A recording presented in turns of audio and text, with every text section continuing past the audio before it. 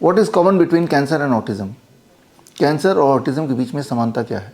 समानता बहुत ही आश्चर्यजनक है। वो ये कि अगर कैंसर के पेशेंट को फीवर आ जाए तो उसका कैंसर ठीक होने लगता है, उसका ट्यूमर रिग्रेस होने लगता है, उसकी एनर्जी बढ़ने लगती है, उसकी वीकनेस घटने लगती है, एक्चुअली वो रिकवर होने लगता है। ठीक इसी प्रकार ऑटिज़म या ADHD के बच्चे को अगर फीवर आ जाता है तो उस दौरान उसके classic symptom of autism, classic symptom of ADHD वो माइल्ड होने लगते हैं, वो ठीक होने लगते हैं। ऐसा पेरेंट्स ने देखा है और ऐसा साबित भी हुआ है। यानी कि कैंसर के पेशेंट को ये प्रे करना चाहिए कि उन्हें फीवर आ जाए। और ऐसा ही होता था 1900 से पहले, जब कैंसर के पेशेंट्स को फीवर दिलाने के लिए डॉक्टर्स अक्सर उन्हें मलेरिया के वार्ड में रख देते थे, इस उम्मीद से कि कैंसर के पेशेंट को मलेरिया हो जाएगा और मलेरिया से फीवर आएगा और कैंसर ठीक हो जाएगा। मलेरिया तो खैर छोटी बीमारी है, वो तो ठीक कर ही देंगे। इनफैक्ट 1927 में जूलियस वैगनर को फीवर थेरेपी के ऊपर नोबेल प्राइज़ भी मिल चुका है। उन्होंने फीवर थेरेपी को यूज़ करके सीवियरली इल मेंटल इलनेस को ठीक किया, जिसकी वजह से नोबेल प्राइज़ मिला। तो ये एक खास कनेक्शन है, दो बीमारियां जो अलग अलग दिखने के बावजूद भी उनमें एक समानता है। इसका ठीक उल्टा कर लेते हैं। मान लो अगर फीवर को घटाने के लिए एक हेल्दी इंसान पैरासीटामोल लेता है तो क्या होता है, और अगर जब भी फीवर हो वो ये सोचता है कि मैं पैरासीटामोल से फीवर को कम कर दूंगा और ऐसा करता जाए तो क्या होगा, चांसेस है उसे कैंसर हो जाएगा। ठीक इसी प्रकार एक प्रेग्नेंट महिला अगर वो पैरासीटामोल लेगी तो क्या होगा, चांसेस है कि उसका बच्चा जो पैदा होगा वो ऑटिस्टिक बच्चा पैदा होगा। ये सारे एविडेंस बेस्ड बातें हैं जो मैं आपको बता रहा हूँ। तो आपने देखा कि अक्सर जैसा हमारी कॉमन धारणा है, जो कॉमन मिथ है कि फीवर आ गया पैरासीटामोल ले लो, यही हम सोचते हैं, जबकि इसका असर कितना ज़्यादा मैग्नीफाइड हो सकता है, कितना बुरा हो सकता है, इस बात पे किसी ने आपको कभी बताया नहीं, जबकि ये सारे प्रूवन हैं।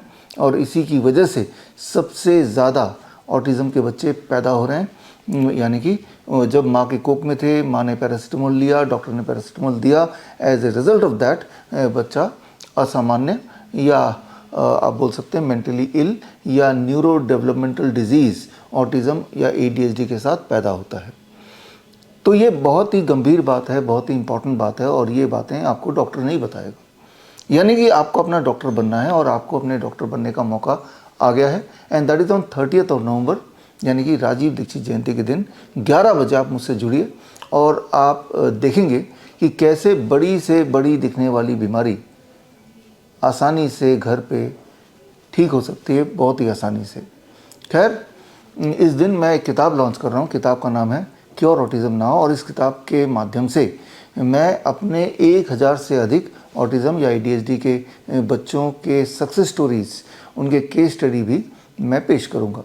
बोलने का मतलब ये है कि जो अब तक आप सुनते आए हैं, ऑटिज़म एक जेनेटिक डिजीज़ है, ये ठीक नहीं हो सकता, ये ऐसे ही रहेगा, एक तरफ तो ये सुनते आए हैं और एक तरफ आप ये भी देखते आए हैं कि समय के साथ साथ ऑटिज़म और ADHD बहुत कॉमन होता जा रहा है। याद कीजिए मेरी उम्र के लोग, हम जब स्कूल में जाया करते थे ये नाम थे ही नहीं, ऑटिज़म नाम की कोई बीमारी थी ही नहीं, virtually it was not there. ADHD नाम की कोई बीमारी नहीं थी, ना कोई ऐसा बच्चा था। लेकिन आज की तारीख में अगर बात करें, भारत में हर 100 में से एक बच्चा ऑटिस्टिक और हर 10 में से एक बच्चा ADHD का शिकार है।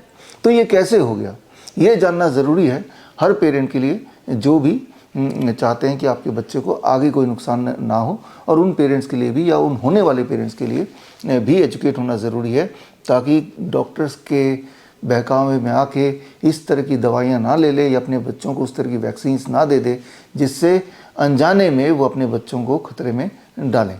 तो खैर, 30 नवंबर 2025 को सुबह 11 बजे मुझसे जुड़ने के लिए आप कनेक्ट करें विद www.coronakal.tv में, और आप देखेंगे कि बड़ी से बड़ी दिखने वाली बीमारी आसान से आसान तरीके से घर बैठे ही कैसे ठीक हो सकती है।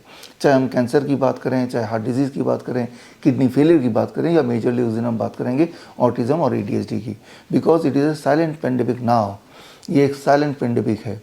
आपको लगता है कि ऐसे बच्चे अगर इतने अधिक हैं तो इतने अधिक क्यों नहीं दिखते? वो इसलिए नहीं दिखते क्योंकि वो घर के 4 दीवारी में कैद रहते हैं, या फजूल के ऑक्यूपेशनल थेरेपी सेंटर्स में उनको पूरा दिन एक तरह से टॉर्चर किया जाता है। किस तरह से वो टॉर्चर होते हैं? क्योंकि वो अपनी बात ठीक से पेरेंट्स को बता भी नहीं पाएंगे, तो पेरेंट्स को भी लगता है कि occupational therapy, behaviour therapy, speech therapy, किसी न किसी उम्मीद से हर महीने 25 से 50,000 रुपये खर्च करके उनको भेजते रहते हैं, इस सोच के साथ कि शायद कभी मेरा बच्चा ठीक हो जाएगा। लेकिन वो दिन कभी ना आता है ना आएगा, क्योंकि ये जो ऑक्यूपेशनल थेरेपी है, सो कॉल्ड स्पीच थेरेपी है, ये एक तरीका है इस तरह के बच्चों के बहाने ठीक करने के बहाने उनके पेरेंट्स को लूटने का। खैर, इस जाल से आप बच सकते हैं, इस जाल से आप उन पेरेंट्स को बचा सकते हैं जो इस जाल में फंसे हुए हैं। उसके लिए सिर्फ इतना करना है कि आप 30 नवंबर को मुझसे जुड़िए या फिर ऐसे पेरेंट्स को मुझसे जोड़िए। मिलते हैं 30 नवंबर राजीव दीक्षित जयंती के दिन 11 बजे संडे को। All the best, thank you, जय हिंद। बड़ी से बड़ी बीमारी का आसान से आसान इलाज घर बैठे ही हो सकता है। अधिक जानकारी के लिए कॉन्टैक्ट करें nearest doctor BRC clinic @home।